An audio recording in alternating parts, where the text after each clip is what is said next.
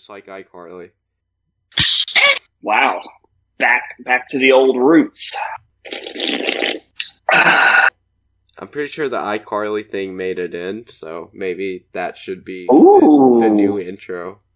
Yes, 3, 2, 1, just like iCarly. That's what we need to say every single time.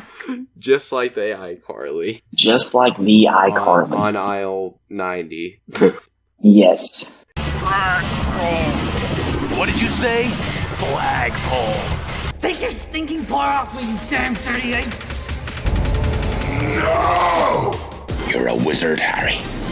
In spite of everything you've done for them, eventually they will hate you. And I care! What is the deal? No, do me a favor, Captain. Go fuck yourself. Language. Why so serious? What's your favorite scary movie? I'm vengeance. Avengers! Assemble. What are we talking about? Are we talking about Money in the Bank? Oh, fuck. Yes. Inside Your Hearts, The Fallen Kingdom. We're talking about SummerSlam 2023 today. All right, guys. So SummerSlam 2023 coming at you.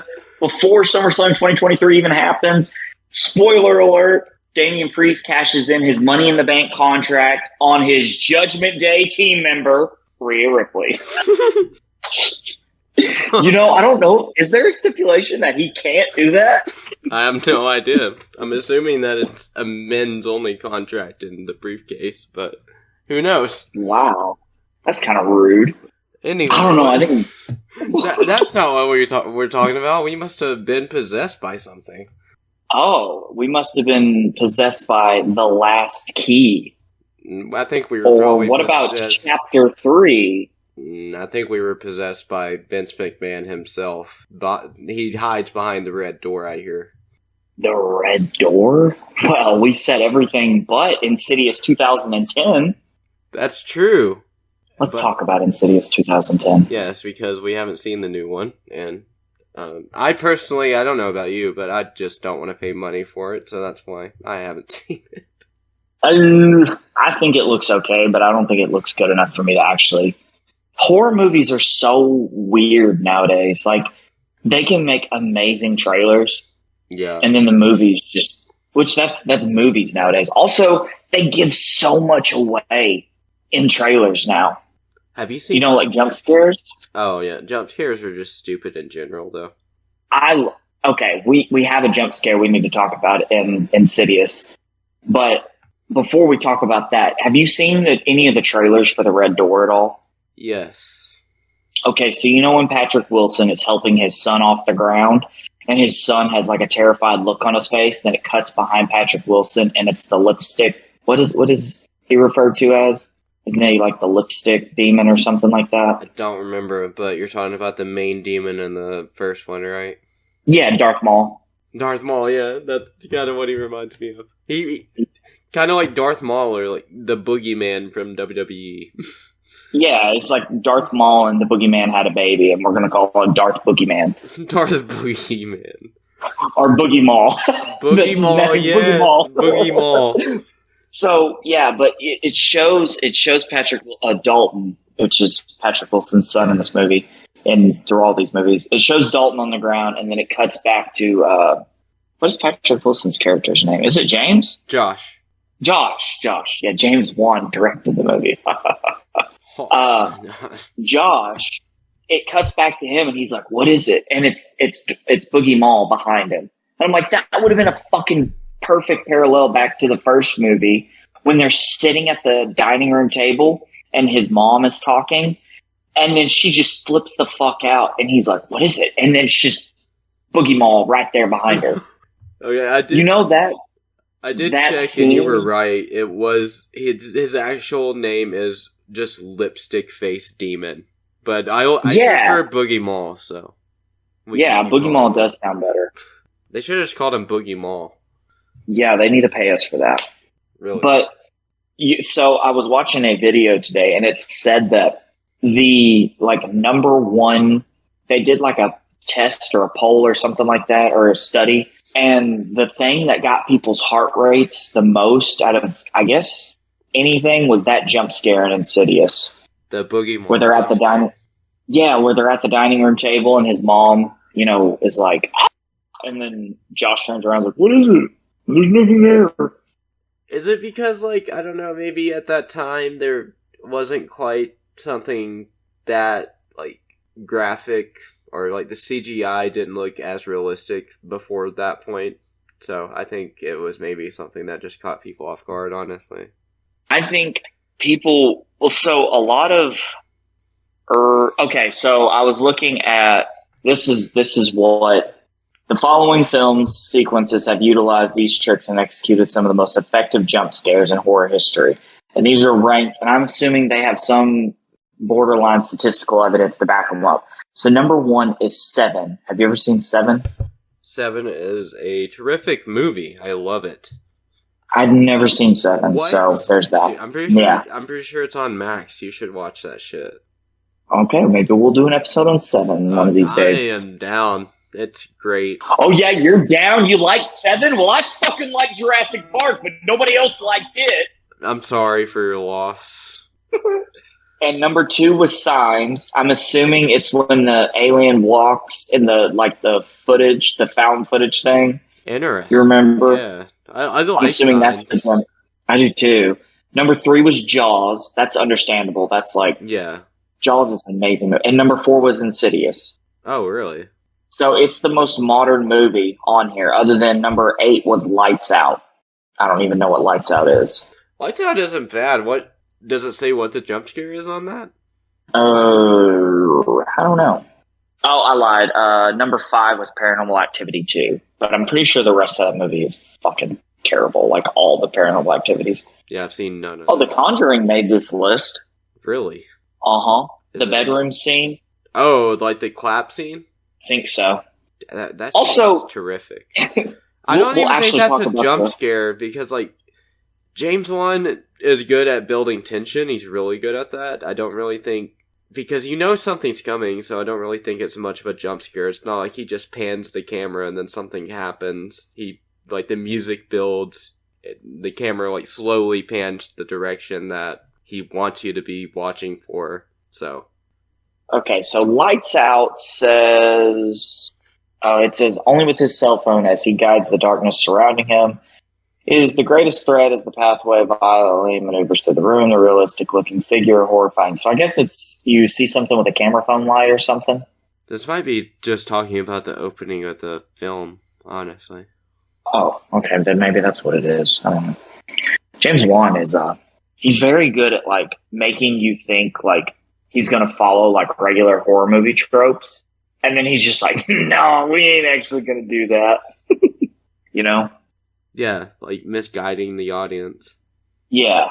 And that's something that you see that present in the first Insidious and then the second one. But in the third one, that's just not there at all. It's just typical horror movie tropes. Yeah, I don't like anything about the third one, really. It's way more... I've just seen snippets and stuff, and then people's reviews and whatnot of it. Not their objective or not objective reviews, but not their opinion reviews, but them basically just telling the entire movie. That way, I didn't have to watch it. Because I don't know. I just a breakdown of the film. Yeah. Because I liked. If you watch Insidious, you can see James Wan had some great ideas. And then you watch The Conjuring, and it's oh, fuck, this man perfected all his ideas in the Conjuring movies. Definitely. I think The Conjuring improves on what he did in Insidious in pretty much every way. And Insidious was before that, so I don't know, without Insidious, would Conjuring be as good? So here's the question, and I think I might know your answers to both of them. So you've seen Insidious and Insidious Chapter 2, right? Yes. What do you prefer more, The Conjuring or Insidious? The Conjuring. Okay, now you've seen Insidious Chapter 2 and The Conjuring 2. Yes. What do you prefer more? The Conjuring 2. Really? Yeah. I think the second Conjuring movie is probably the weakest. What? No, I like it way more than 3. Dude, I'd like the fucking third one. That one scared the shit out of me. What? I'm not gonna lie. 2 has I mean, the nun was actually cool in The Conjuring 2, and I think the Crooked Man was cool as shit, too. Oh, shit, that is the one with the Crooked Man. Yeah. Oh, fuck, yeah, the third one, I don't know, when they go down in that little, like, those ruins below ground and stuff, that shit makes me, like, eerie. I don't like that at all. That is just so, and they're running through them like, yeah, I don't know. I don't know. I changed my mind now. I guess The Conjuring 2 is better. I just don't like, they're in London in that one, aren't they? I don't remember. I think they are somewhere in the UK, so probably. Yeah. Fuck the UK. Fuck the UK. No, I'm just kidding. Okay, last week you were saying fuck Philly, now you're saying fuck No. It's still fuck Philly. The UK is okay. Oh, okay. Understood. Come on, UK. Join me in the fuck Philly train. Let's not. Have you seen, this is completely off topic, but this fits our formula so well. Say what's new.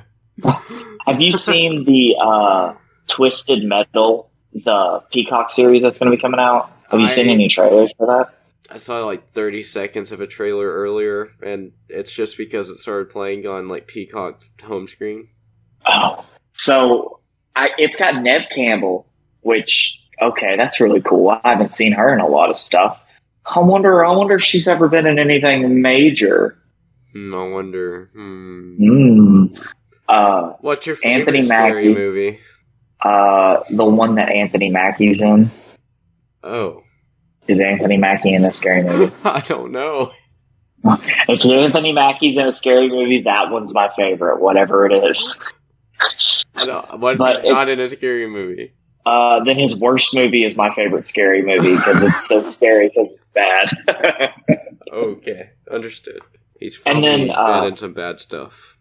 He's probably been in a lot of bad stuff. He was in 8 Mile, though. I was just about to say, he was in 8 Mile, though. All the movies he's in, that's the one that our mind goes to. Yeah, forget the MCU. No, he was in 8 Mile. Forget that he's Captain America now. Who cares? Yeah, he got fucking owned by Rabbit in 8 Mile. Who cares? He was in a freaking rap battle with Eminem. That's all that matters. Yeah, and I feel like he got off fairly easy. No, he didn't. He got fucking destroyed. As you do. Yeah. But the Twisted Metal, did you ever play any of those games? I did not. That's, Sweet Tooth is a character in those, right? Yes. Okay, that's like, a DC show or something that's on Netflix, or like a Marvel show? I think it's a DC show, but every time someone talks about that, I just think of the Twisted Metal character. So did you see who's playing Sweet Tooth? No, is it like Jason Momoa or some shit? No. Okay. This ties back to fucking professional wrestling. No. Dead serious. It's fucking Samoa Joe. Oh, really? What? Yeah. No. Yeah, it's fucking Samoa Joe. I might have to watch that. Look up right now, Sweet Tooth, Samoa Joe. And you'll see him in his floral little, he's basically wearing his ring gear almost, but it has little hearts on the shorts, I think.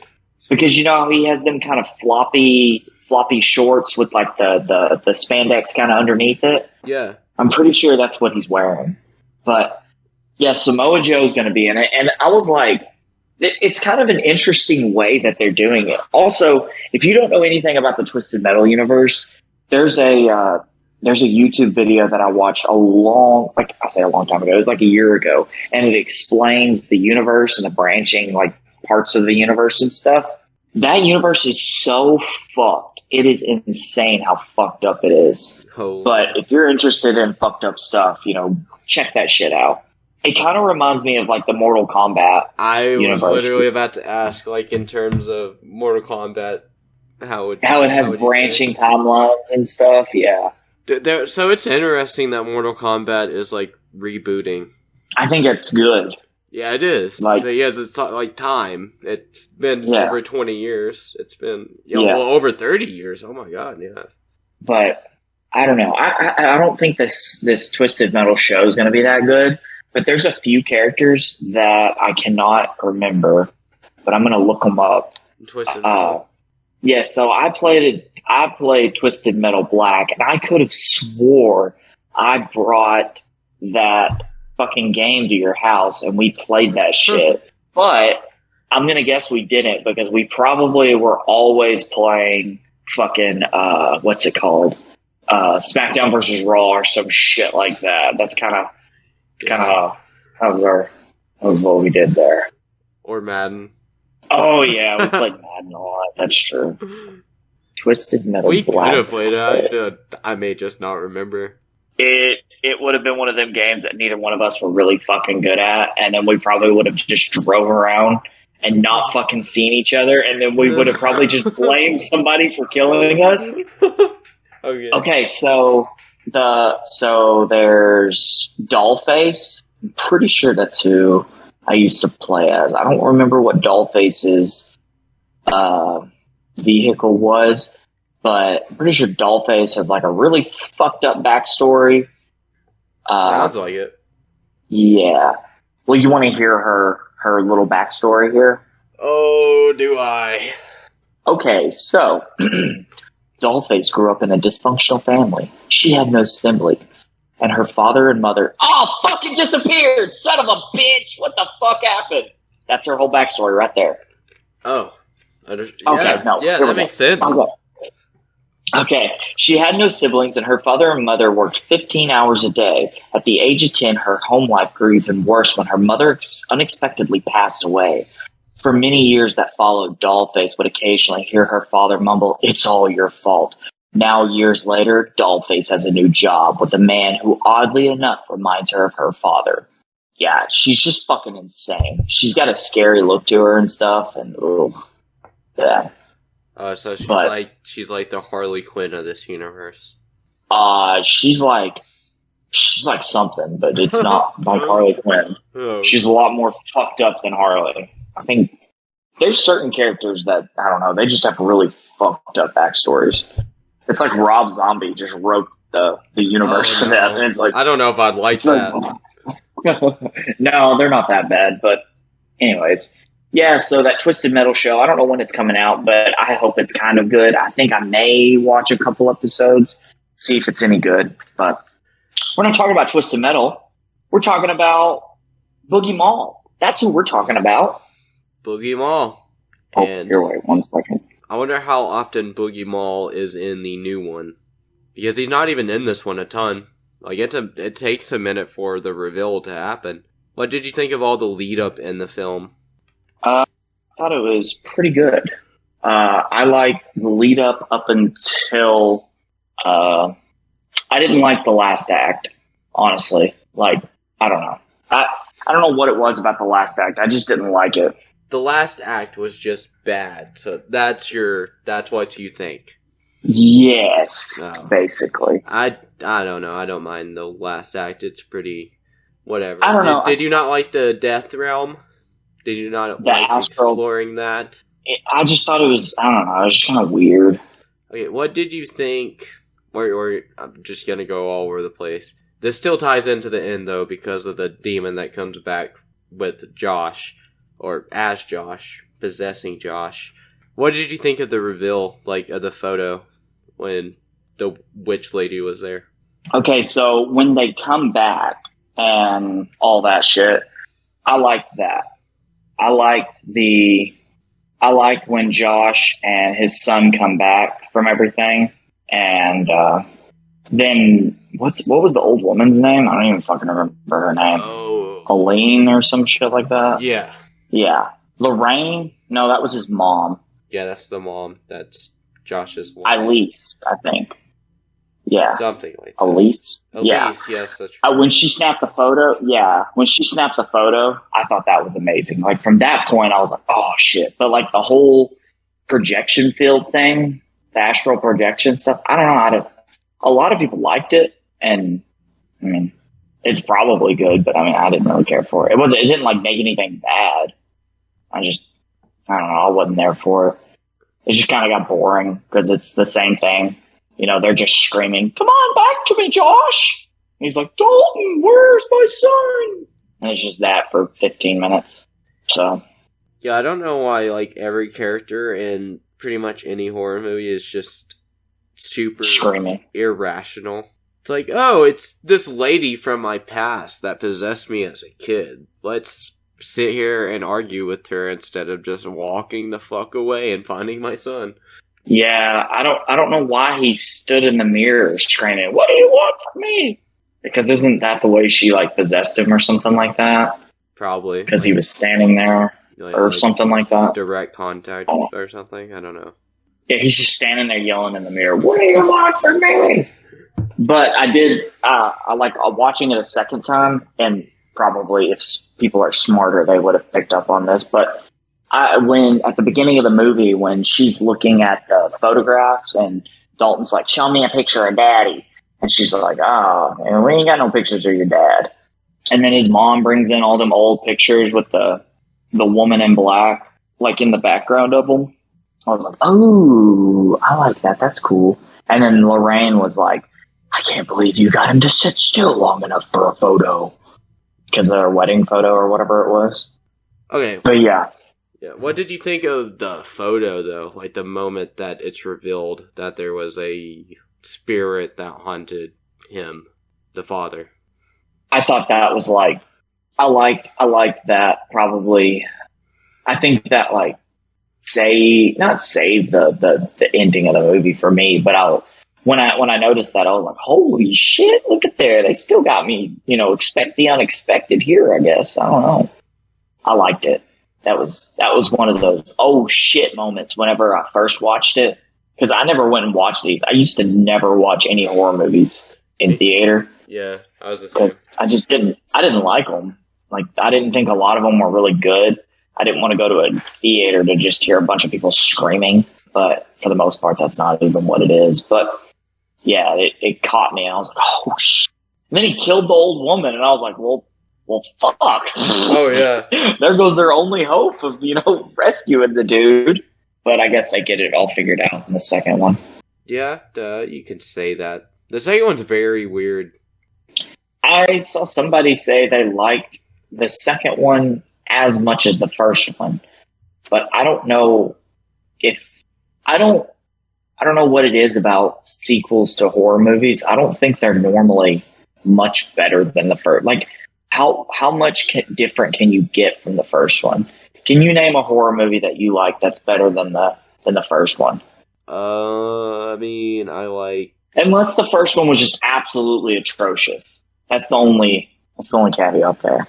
Atrocious, or if the first one's just fine, is that... Yeah, that works too. But like, I like the first Insidious. The first Insidious is great in my opinion.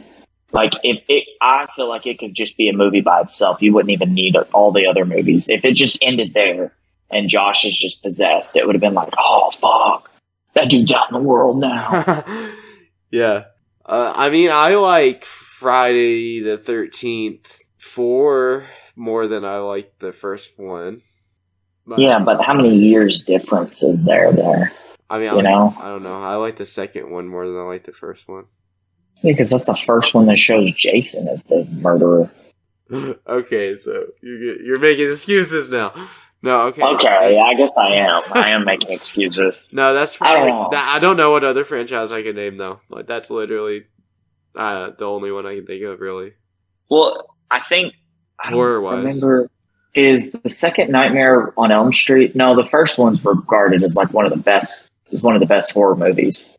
Yeah, isn't it? Yeah, the first one. I think the third one also is, and then like the seventh. 2 is just maybe. Yeah. No, Wes Craven's New Nightmare. Yeah, isn't that the 7? Yeah, that's 7, right? I think so. Yeah, something like that. 6 or 7, one of the 2. Yeah, but like Scream 2. Is that any better than the first one? Or is it basically just the first movie? I mean, some people think it is better than the first one, but... And those people are wrong. I bet they live in Philly. I really like 2, but I don't... Scream 1 is my favorite.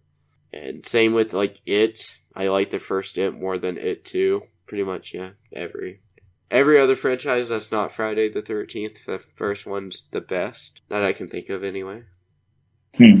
Well... Regardless, I don't know.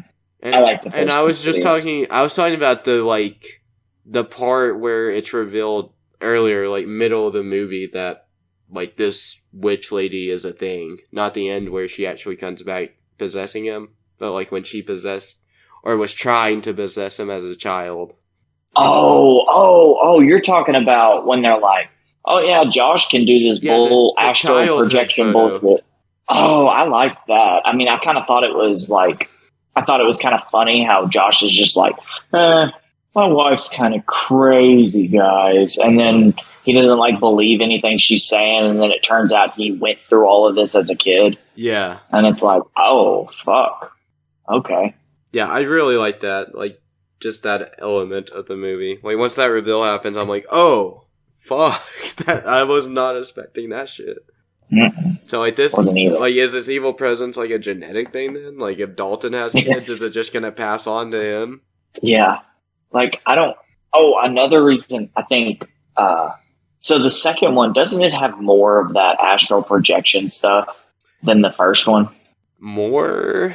Potentially, yeah, because, like, Elise is in the second one, and, like, they're communicating with her through that, because she's dead.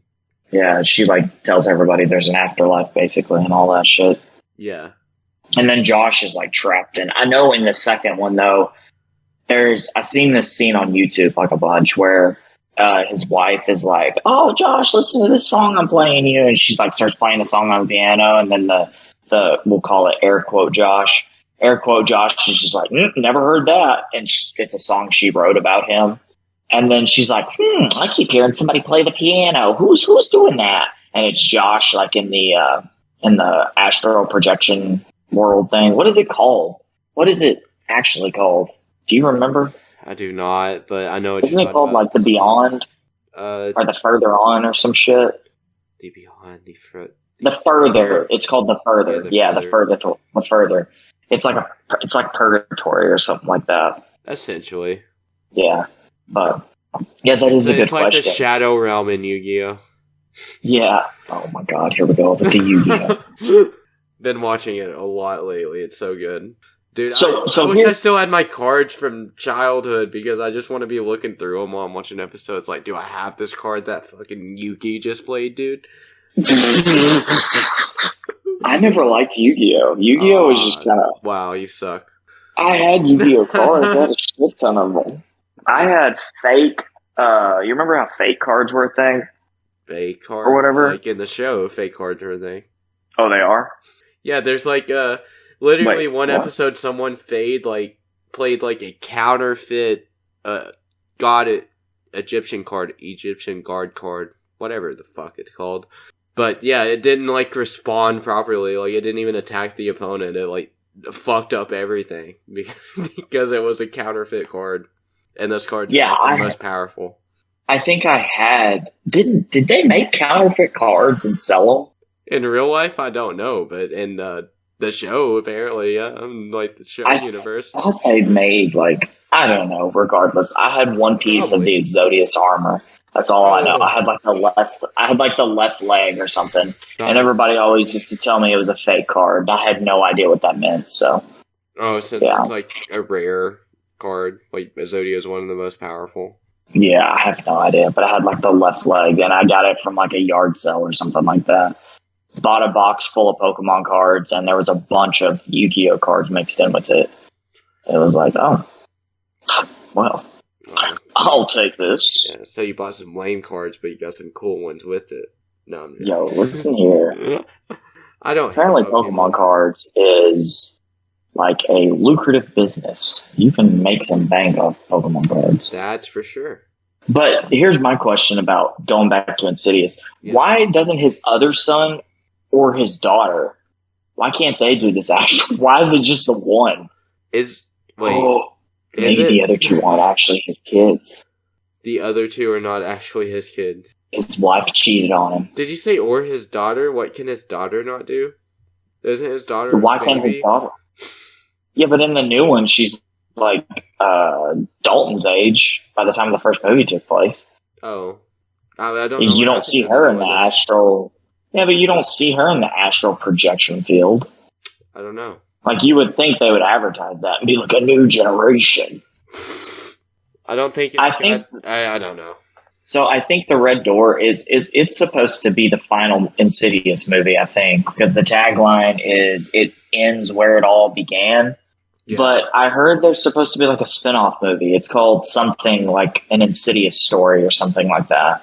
Oh, no. So is it going to be like the Conjuring universe and just have like a Nun movie and an Annabelle and an Annabelle creation and all that kind of shit? Potentially. It could just mean like this is the final chapter of like the Lambert saga, like just this family. I don't know. Yeah. And did you know the Nun 2 is coming out this year? Speaking of the Conjuring universe, the Nun 2. I didn't even like the Nun 1. Why are they making a Nun 2? My thoughts exactly. The Nun sucks. It's a terrible movie. And the Curse of, what was that movie called? The Curse of El Lorena or whatever. La Lorena. Yeah, I don't think I like that one either. I don't even remember it. But I know for a fact I watched it. I hate the first Annabelle too. The first Annabelle sucks. The second one is great though. Is that Annabelle Comes Home or Annabelle Creation? Creation. Oh. There's 3 Annabelle movies. Annabelle Comes Home, and Annabelle Creation. Correct. But not in that order. Something like that though. Annabelle, yeah, just switch create. Well, okay. So Annabelle is the first, Annabelle Creation is the second, but it's a prequel, so chronologically Annabelle Creation is before the first Annabelle, and Annabelle Comes Home is the third one. And like, I think Annabelle Comes Home takes place like not long after The Conjuring 2 or something like that. The timeline's weird. I've made a video on that before, and I've also ranked all these before. The Red Arrow on YouTube, if anyone wants to check it out, if you're not already watching this on YouTube. Shameless plug aside, what else did you think about this movie? I thought this movie was a movie. I think they shot it on a camera lens. This is a weird kind of comparison, but So, have you ever seen the first Twilight movie? No. I've not seen any of those movies. So in the first Twilight movie, everything's like oversaturated or something. I don't know. The colors certain colors just pop, but then others are just like so like bleak and stuff. And I feel like that's the same thing that happens in this movie. Like at the beginning, everything's just kind of like, I don't know if you know, well, I don't know. Maybe I'm making stuff up. Maybe it was just my TV. I have no idea. Like, yeah, but everything felt so dark. Everything felt darker. I'm pretty sure it's night and the power is off, so yeah, it's dark. No. This was at the beginning. It went away as the movie went on. Oh, yeah, I'm not sure what you're talking about. Well, and then certain colors just popped, and it was like colors that, you would feel like the blacks or the whites may be like brighter or darker or something, but no, it's like you got like a random purple something, and it's just like, it's super bright. Why the fuck is that bright? But why? I don't know. Maybe I'm making stuff up. Maybe it was my own brain playing tricks on me. But this movie, I changed my mind. This movie sucks. No, okay. Boogie Mall sucks. Everything sucks. Well, there is that attic scene with the kid Dalton, and he falls off the ladder. I think that's a pretty funny scene. Yeah, kids getting hurt is always funny. Well, he can't be snooping around like that, should he? It's his own house. So? I do like how they're all downstairs and Josh hands them, like, his wife takes off, and it's like a good 5 seconds before he takes off after. So he's just like holding the baby, and he's just like, should I run after my wife to make sure my son's okay? I guess I will, and hands the baby off, and then he runs up there. He's like, yeah, does she got it? Should I go with her? Maybe. I like how his wife also calls him out. Is her name Renee, I think? I don't know if that's how you say it. Yeah, Renee, Renai. Yeah. She calls him out. He like shows up and she's like, it's 10:30. Where have you been? He's like, I was just grading papers, And she's like, I'm scared to live here too. And he's just like, oh shit, she got me. Oh yeah, the second one, since obviously it gets possessed at the end of this one, the second one it's always like so much tension because you're not really sure what's gonna happen, but you're like pretty sure the wife is safe because Josh is possessed for like the entire first half of this movie or something like that. or most of this movie, the majority of the second movie. And, like, every moment he's just, like, taking the kids to school is like, bro, what are y'all doing? Didn't you guys watch the first movie? He is possessed! Yeah, are y'all idiots? Did y'all not see that Elise is dead? I don't remember this, but apparently at the end of this movie, Josh appears behind Renee from while he's in the further or whatever. But I don't remember that at all. At the very end of the movie. I thought she just kind of turned and gasped and started like screaming, Josh! Josh! But apparently he appears behind her. So there's that for everybody. Yeah, I vaguely remember that, but I rewatched the second one when I rewatched this one earlier this year. I'm pretty sure the second one like opens like where one ended, so maybe I saw that shot. Oh, like directly after. I'm pretty sure. Interesting. Yeah, and then there's like it's like the prologue to the film, and then like it time jumps slightly just to like another day at least, like a few weeks later or something. Oh yeah, by the way, the like beginning, the opening to this movie, holy shit, was that long. It was like so fucking long. The score, like the main title, is so loud. Yeah, yeah. Yeah. Sounds like a horse. Yes, that's exactly what it sounds like. A horse. Probably a sick one. Hey, did you know James Wan is apparently going to be a producer on Mortal Kombat 2? That's the movie, right? Wait, wasn't he? Yeah. Was he not a producer on the first one? He might have been. I don't fucking know. Yes, he was. Yeah, okay. I was about to say, I thought he was. I'm ready for 2. I like that movie. We can talk about the animated one sometimes, actually. That could be fun. I like those movies. Oh, yeah. I hope they keep doing Oh, those. what the fuck? Are they still making Aquaman and the Lost Kingdom? Yeah, that comes out in December, unless they change the release date again. Oh, wow. That's crazy. Are you aware that Blue Beetle comes out next month? They're making a Blue Beetle movie? Oh my god, yes. No, I was not aware. Don't worry. I don't think you're the only one at all. Oh wow. James Wan is also going to be an executive producer on Saw 10. Is he a producer on all those? Because I know he made the first one, but I think so. I guess he was an executive producer on Jigsaw. He probably is because he is an executive producer on basically everything. Yeah. Well, he's the one that came up with the concept of Saw, so that makes sense. Yeah. It's like he's like a producer on all the Insidious movies, even after directing them, and same for every movie in the Conjuring universe. If you look at what like James Wan has done, and it's like, you know, all these horror movies and all this other stuff, then it's like he did Furious 7 and Aquaman. And Aquaman. Which are, of the movies I've seen, are my 2 least favorite. I love his horror movies more. Yeah. Oh, Malignant. Malignant is a very good movie.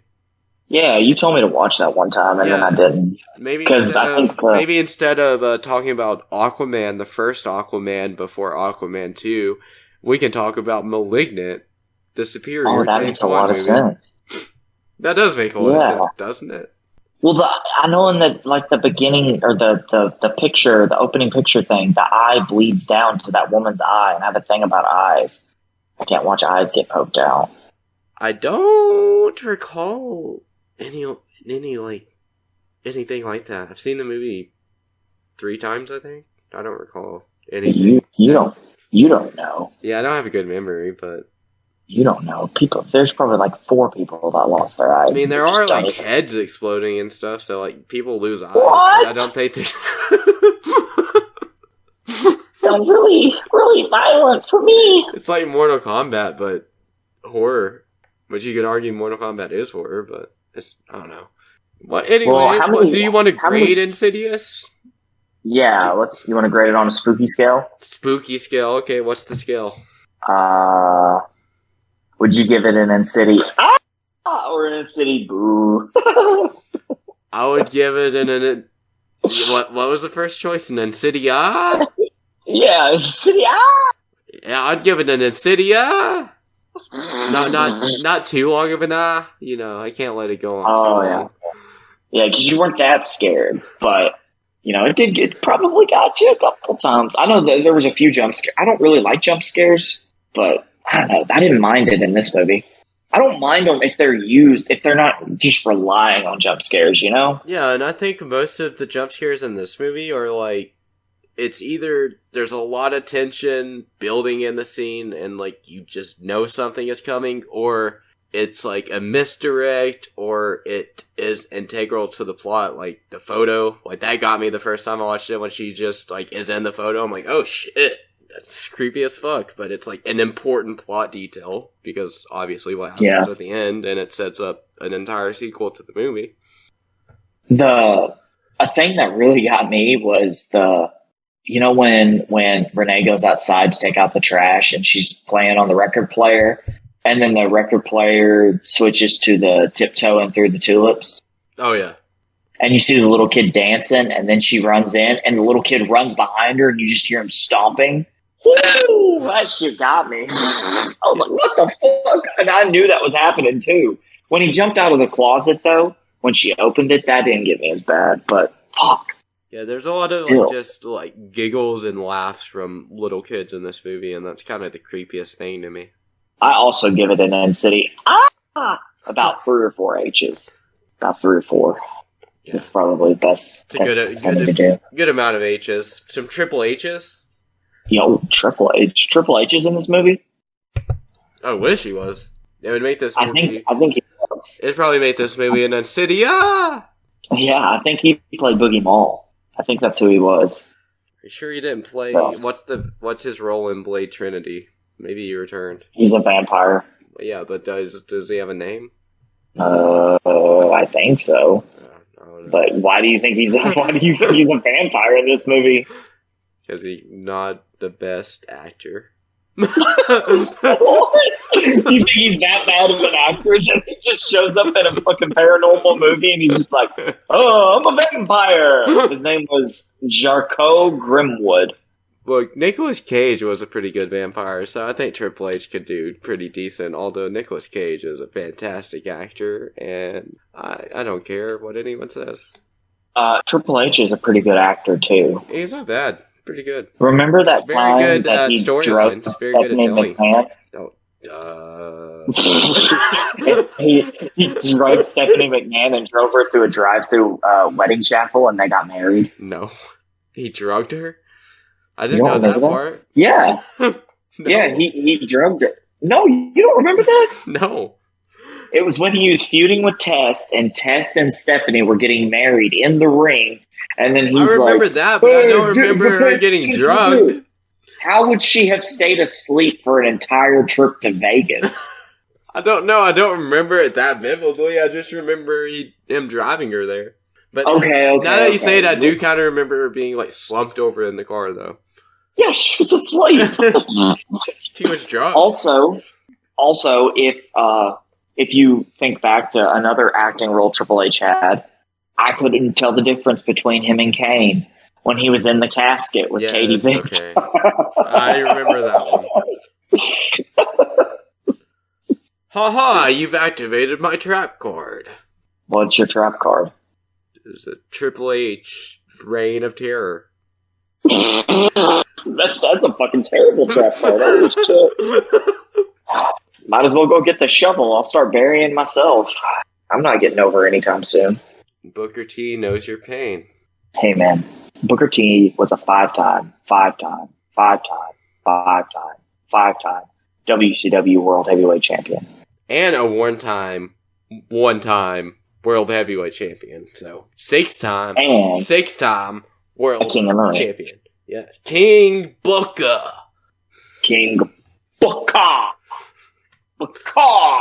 What? They do the King of the Ring so randomly now. Like, you remember when they used to, like, do that stuff semi-regularly? Like, they actually... It was like a pay-per-view every year. They actually had, like, a schedule for it. Now it's just, like, every, like, 7 to 10 years, they're like, you know what we haven't done in a while? The King of the Ring tournament. Let's go ahead and start a new one. Who's gonna win this year? I don't know. Let's give it to Shinsuke Nakamura. You notice how every person who wins King of the Ring also ends up basically turning heel? Yeah, I do. I can't think of one person that was a face when they were King of the Ring. Me either. Literally. Remember when Sheamus won? Yeah, he was already a heel, but it made him like an even bigger heel. A mega heel. Yeah, Shinsuke was a heel from what I've seen of him as King Shinsuke. William Regal. Austin was a heel. Yeah, Austin was a heel when he won. Yeah, everyone was just... Also, what else is crazy about it? He did? Yeah, it's like... I don't remember him fucking walking around with a crown. No, well, that's like... So, the winner of the King of the Ring that year, like, got a shot at the WWE title. So that's the year he debuted, he won the King of the Ring, and then he faced The Rock at SummerSlam and beat The Rock. Wow, did he beat him clean? Do you know? I do not know. I've not seen SummerSlam 2002. Dude, that's the best SummerSlam. It might be. I've heard it is the best SummerSlam, actually. No, I think it is 02 that people say is like one of the best SummerSlams, actually. 01 or 02, or it might be both. What SummerSlam was Michaels versus Hogan? 05, I believe. 05, where Michaels just oversold everything Hogan did. Yeah, it was 05. Yeah, that's amazing. Yeah.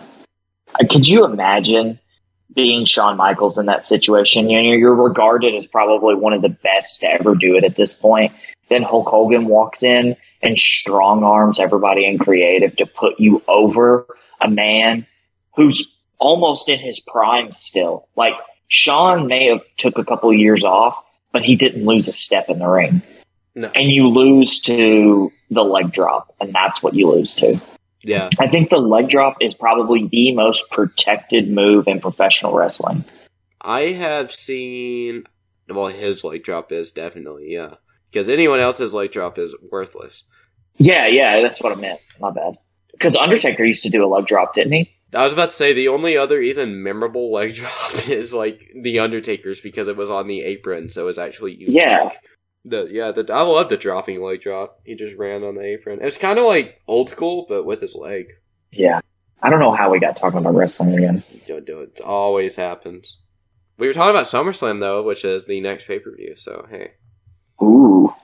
Maybe I will watch SummerSlam 2002. I might just watch some of the SummerSlams. Well, I think we should watch all of the WrestleManias. Hey, I am doing that. I haven't. You are? I mean, kinda. Yeah, I'm watching. Yeah, where you at in 3? Well, I haven't. Yeah, no, I haven't watched the old one. I've seen like. Where you at in 2, motherfucker? Look, from like 16 before, I haven't seen any, but I've seen all the ones after, other than 22. I'm working my way through, and then I would have seen 17 through 39. So you're starting at the back half. I'm going to start at the front half. We'll meet in the middle. We'll meet in the middle somewhere. I think we'll probably meet up about WrestleMania 15 or something like that. Yeah. Because how many more do you have left? Oh, I mean, I got like one more before I start going backwards again. Oh shit! Then we might meet at like 10. Yeah.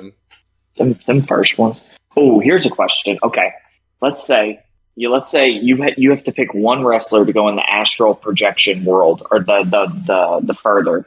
Who do you take with you? Okay, one wrestler to go with me into the further.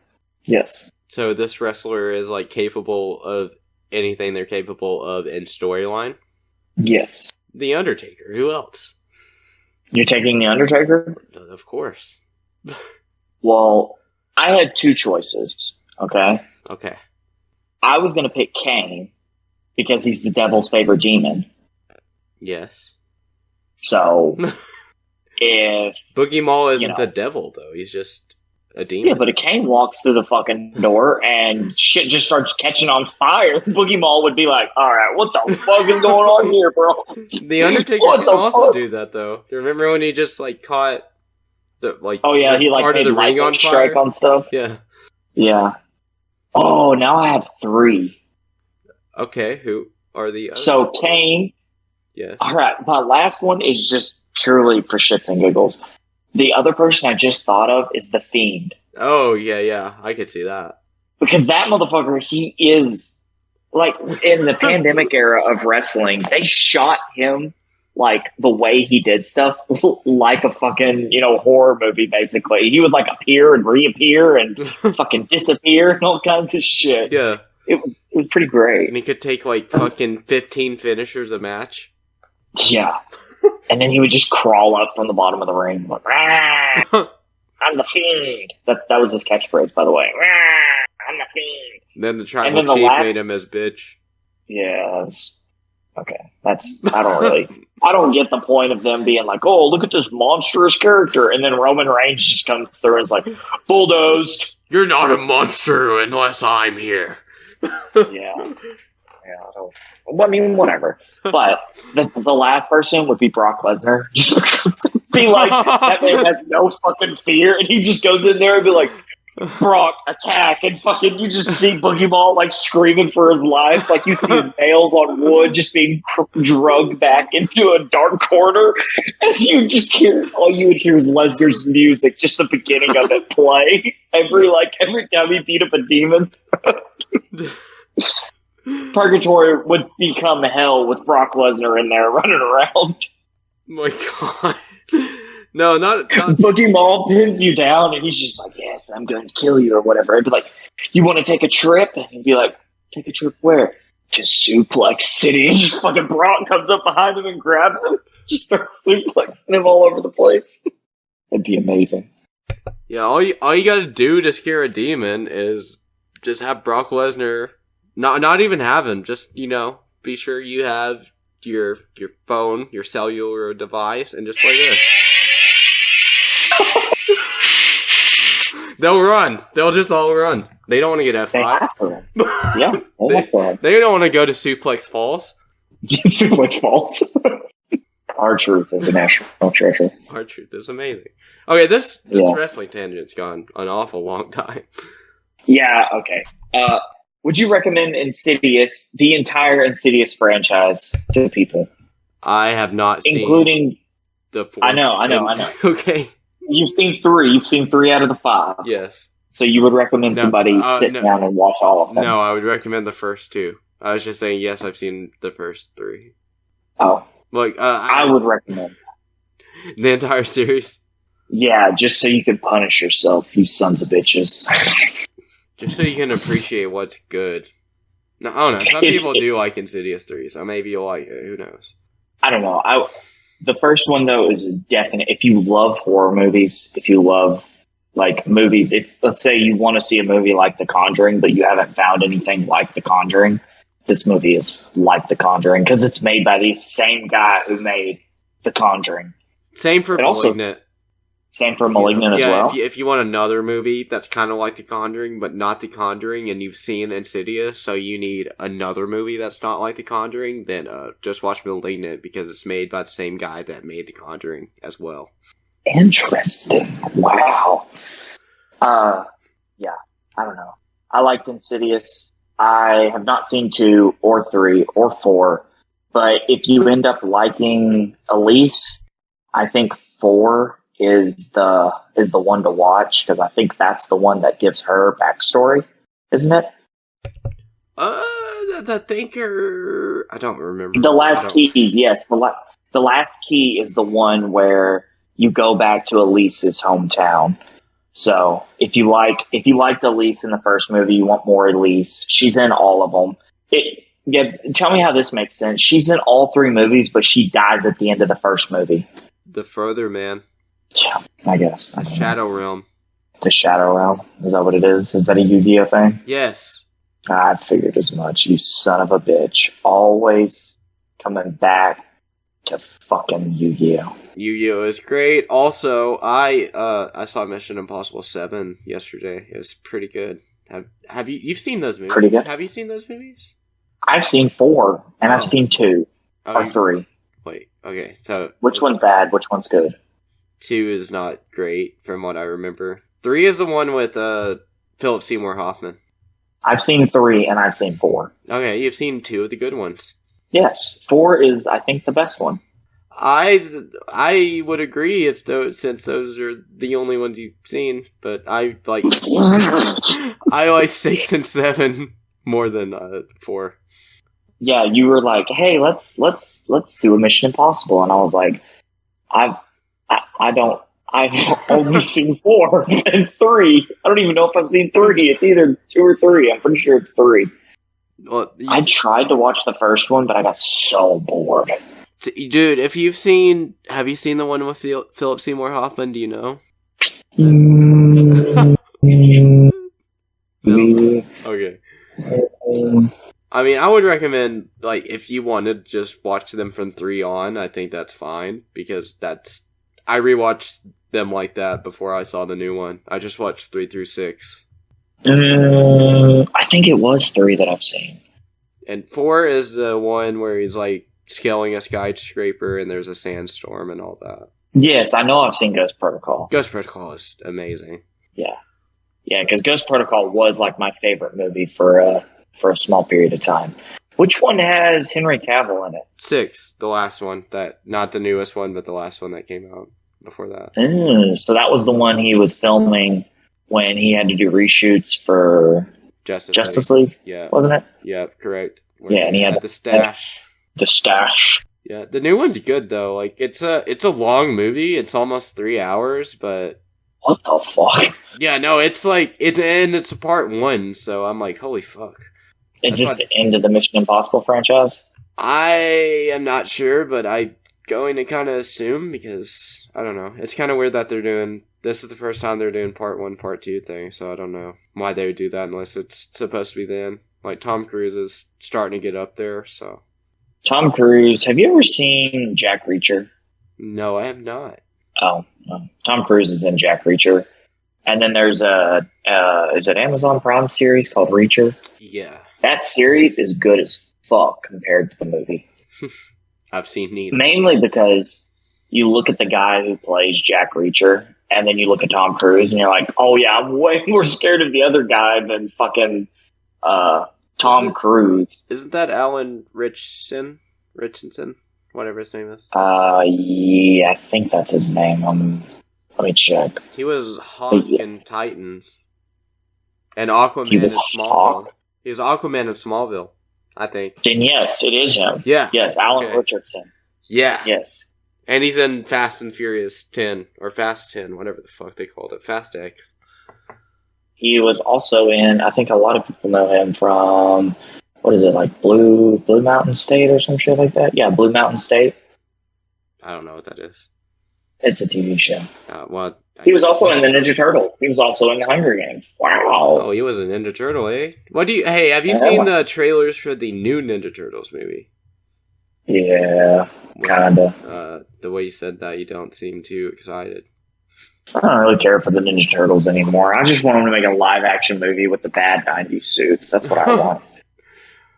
Have you ever seen that My Strange Addictions, I think it was, where the girl is like obsessed with the Ninja Turtles and she spends all of her money on Ninja Turtle stuff and she thinks she is a Ninja Turtle? My God, no, I've not seen that.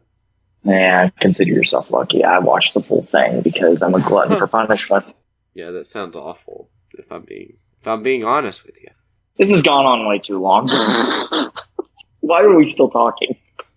About what? About what anymore? I don't know. Well, that was Insidious. What do you think of Insidious? Let him know, because I don't care what you think. Yeah, because you're probably from Philly. Well, I have a YouTube. It's the Red Arrow.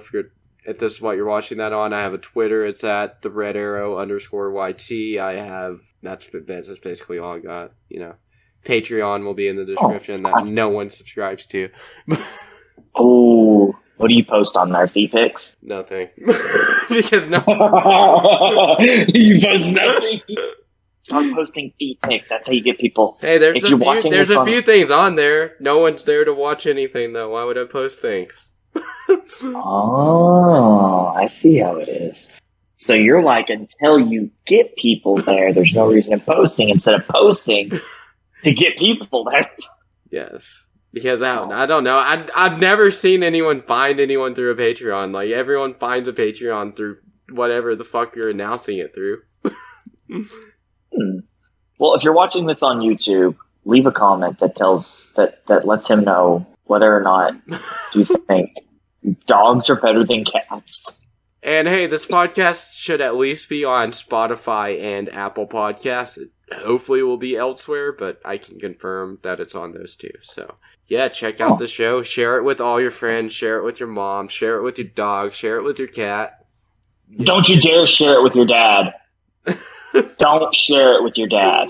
Because I said no. And if you're listening to this and you're a dad, stop it. Well, you've already listened to the full thing, so you might as well listen to the entire back catalog of all of them. There's not that many, but they're all just as uncoordinated as this one, so it doesn't get any better from here. Hey, that's how it goes, and we're consistent with being unpredictable. Being inconsistent.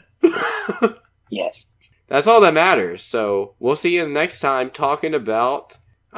something. Who knows what we'll be talking about, but yeah, something random.